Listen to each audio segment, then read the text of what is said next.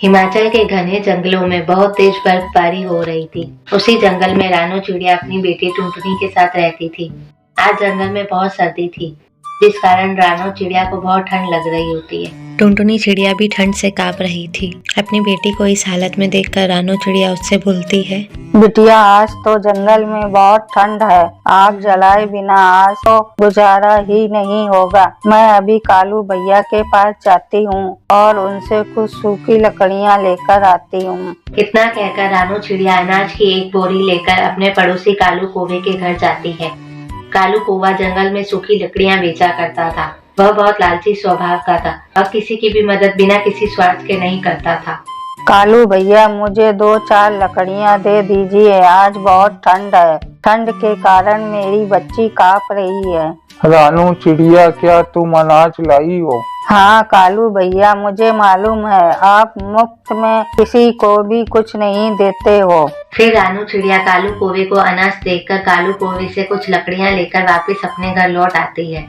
रानू चिड़िया के जाने के बाद कालू कौवा जोर जोर से हंसता है और खुद से ही बोलता है, मैंने उस बेवकूफ चिड़िया से अनाज भी ले लिया और सूखी लकड़ियों के बदले मैंने उसे गीली लकड़ियाँ दे दी। रानू चिड़िया को बेवकूफ बनाकर कालू कौवा बहुत खुश हो रहा होता है। वहीं दूसरी तरफ अपने घर पहुंचकर रानू चिड़िया आग जलाने की कोशिश करती है, मगर घर में हर तरफ धुआं ही धुआं भर जाता है। लेकिन आग तो जैसे जलने का नाम ही नहीं ले रही थी। अरे उस बदमाश कालू कौवे ने मुझे सड़ी गली लकड़ियाँ दे दी हैं। माँ, आप कालू अंकल के घर जाकर उनसे बात करो कि उन्होंने हमारे साथ चीटिंग करी है, हमसे अनाज भी ले लिया और उस अनाज के बदले हमें सड़ी गली लकड़ियाँ दे दी। ऐसे ही कुछ दिन बीत जाते हैं। एक दिन की बात है, जब रानू चिड़िया भोजन की तलाश में जंगल में इधर उधर घूम रही होती है, तभी भोजन की तलाश करते हुए वह एक पुरानी गुफा की तरफ चली जाती है, जहाँ पर उसे कुछ पड़ा हुआ दिखाई देता है। रानू चिड़िया तुरंत ही गुफा के पास जाती है और देखती है कि वहाँ पर एक पुराना हीटर पड़ा हुआ है।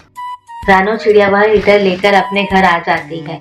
हीटर देखकर टुनटुनी चिड़िया अपनी माँ रानू चिड़िया से बोलती है, माँ, यह हीटर तो पुराना लग रहा है, यह तो खराब ही होगा। टुनटुनी के इतना कहते ही उस हीटर में से अचानक से आवाज आती है, बच्चे, मैं पुराना नहीं हूँ, मैं एक जादुई हीटर हूँ और मुसीबत के समय में गरीब पक्षियों की मदद करता हूँ। इतना कहकर वह हीटर पूरे घर में गर्माहट देने लगता है। कुछ ही देर में रानू चिड़िया का पूरा घर गर्म हो जाता है। थोड़ी देर बाद रानू चिड़िया अपनी बेटी टुनटुनी चिड़िया से बोलती है, टुनटुनी बेटा, मैं अभी जाकर अपने सभी दोस्तों को घर पर बुला लेती हूँ, वे सभी ठंड से मर रहे होंगे।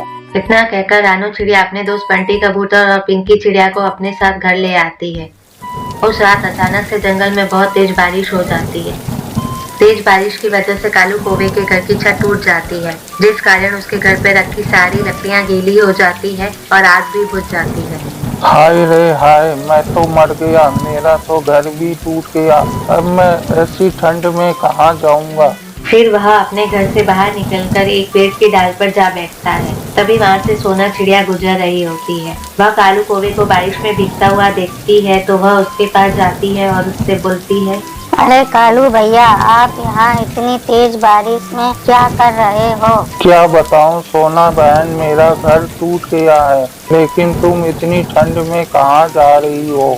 कालू भैया, मैं तो रानी चिड़िया के घर जा रही हूँ, मैंने सुना है उसके घर पर हीटर आ गया है। इतना कहकर सोना चिड़िया वहाँ से चली जाती है। कालू कौवा भी सोना चिड़िया के पीछे पीछे रानू चिड़िया के घर रोता हुआ पहुँच जाता है। रानू चिड़िया, तुम्हारा घर तो हीटर से गर्म हो गया है, कृपा करके तुम मुझे भी अंदर आने दो। नहीं कालू भैया, आप बहुत बुरे हो और लालची भी। धोखे से आपने मुझे खराब लकड़ियाँ दे दी। आप जाओ यहाँ से और जाकर अपनी लकड़ियाँ जलाओ। रानू चिड़िया की बात सुनकर कालू कौवा अपने किए पर रोने लगता है। कालू कौवे को इस तरह रोता हुआ देखकर रानू चिड़िया को उस पर दया आ जाती है और फिर वह कालू कौवे को भी अपने घर में आने देती है। फिर मिलकर जंगल के सभी पक्षी खुशी खुशी बारिश में हीटर की गर्माइश लेते हैं।